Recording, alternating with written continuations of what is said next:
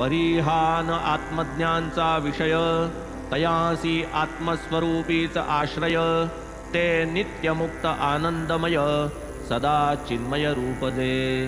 बाबाच सर्वांचे अधिष्ठान, तयासी केऊते आसन, त्याही वरी रौप्य सिंहासन, भक्तभावन परी बाबा। बहुता दिसांची जुनी बैठक, गोणत्याचा तुकडा एक, त्यावरी घालिती भक्त भाविक, गादी सुरेख बैसाया।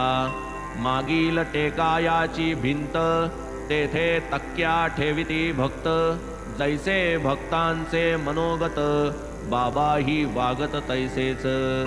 वास्तव्य दिसे शिर्डीत, तरी ते होते सर्वगत, हा अनुभव निज भक्तांप्रत, साई नित्य दाखवित।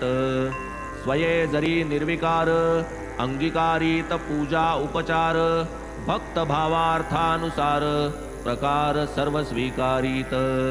कोणी करीत चामरांदोलन, कोणी तालवृंत परिवीजन, सनया चौघडे मंगलवादन, कोणी समर्पण पूजेचे, कोणी हस्तपाद प्रक्षालन, कोणी अत्तर गंधार्चन, कोणी त्रयोदश गुणी तांबूलदान, निवेदन महानैवेद्या।